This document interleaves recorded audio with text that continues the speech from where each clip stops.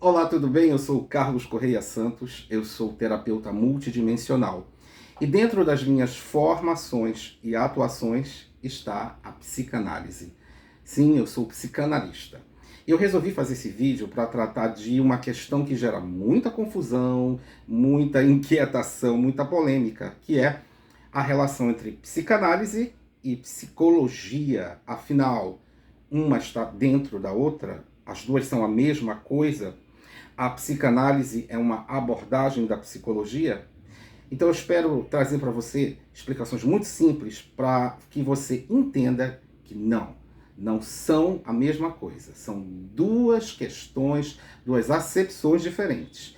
As duas vão na mesma direção, que é oferecer para você tratativa com relação às suas questões emocionais, com relação às questões da sua psique, mas por bases muito diferentes e que não se coadunam. Então, qual é a primeira base diferencial? A territorialidade.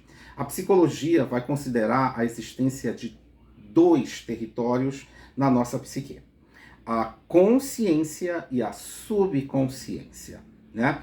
Então, o psicólogo acredita que o território maior, o território mais extenso, mais preponderante, a ser trabalhado, a ser analisado, é o da consciência. É ali que estão as coisas que precisam ser emocionalmente tratadas. Sendo a subconsciência uma área menor, subalternizada, que remete muito mais ao embotamento do que um território onde as coisas devem ser trabalhadas. A psicanálise pensa de uma maneira totalmente diferente, né? Freud vai nos trazer, através de sua teoria topográfica, que é uma teoria freudiana que inaugura a psicanálise, o entendimento de que, na verdade, são três territórios psíquicos. O primeiro, o consciente, o pré-consciente, que seria um território fronteiriço, e o inconsciente. Já tem aqui uma questão de terminologia. Nós, na psicanálise, não usamos subconsciente, usamos inconsciente. Sendo que, para nós, psicanalistas, o inconsciente é muito mais preponderante. A maior extensão territorial para nós está no inconsciente. Para entender isso, Freud dá a imagem do iceberg. O iceberg parece, né, uma estrutura, um pedaço, um bloco de gelo flutuando sobre a linha da água. E não é isso. A gente sabe que o iceberg é uma imensa estrutura cuja maior parte está afundada e nós não vemos. O que nós vemos é o pico, né, dessa estrutura para fora da linha da água. Então esse pico é o consciente.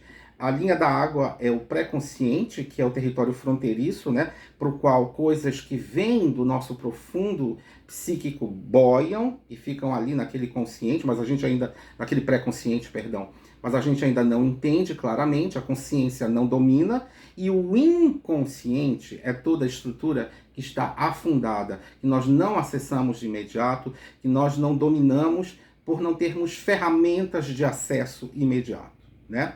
Então essa é a primeira diferença. Vocês veem então que são duas territorialidades que não cabem uma na outra, né? Eu não posso dizer que que um caminho tratativo, que é a psicanálise, que acredita que a extensão maior é o inconsciente, cabe dentro de um caminho psicotratativo que diz que o caminho maior, a extensão, o território maior é a consciência.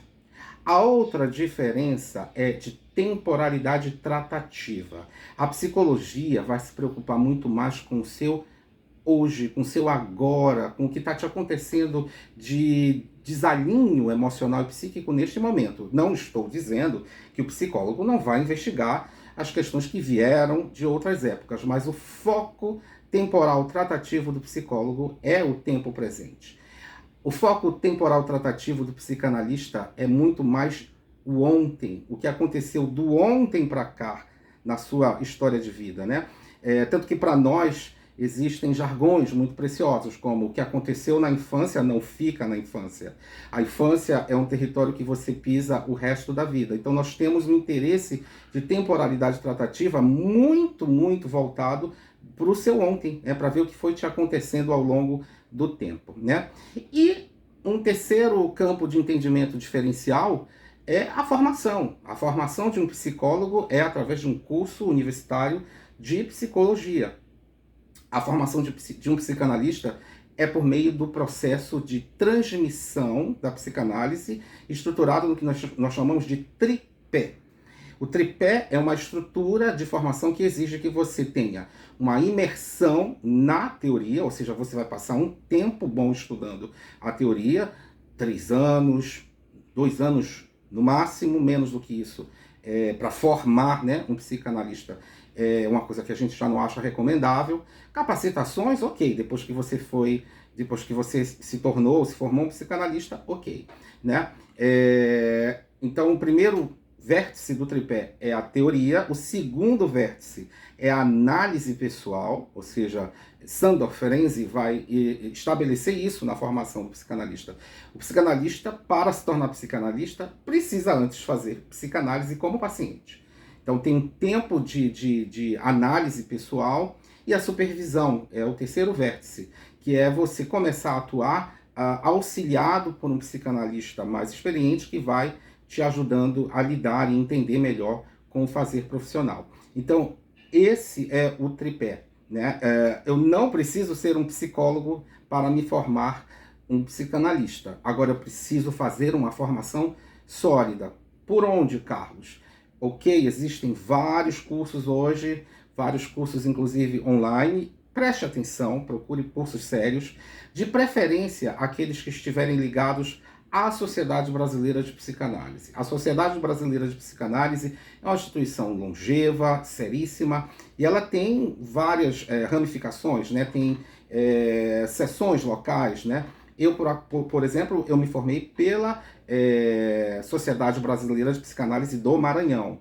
Existe no Pará, existe no Rio de Janeiro, existe em Pernambuco, existe, no seu estado certamente existe uma Sociedade Brasileira de Psicanálise, uma ramificação, tá bom? Então eu espero que você tenha entendido de uma maneira bem simples, bem objetiva, que psicanálise e psicologia são ambientes tratativos diferentes. O psicanalista se opõe ao psicólogo, ele está numa luta com... Não, nós não temos nada contra os colegas da psicologia, a não ser muita admiração e respeito. E aqui vale também frisar que os códigos de ética são diferentes. O código de ética do psicólogo é um, porque ele está adstrito a questões suas, né?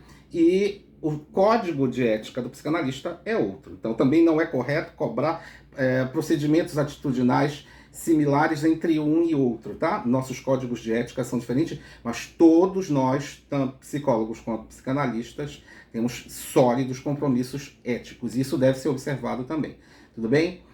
Nós somos regulados também pelo CBO, pelo Código Brasileiro de Ocupação, hoje em dia aqui no Brasil, né? A psicanálise ela está prevista, defesa e regulada pelo CBO, tudo bem?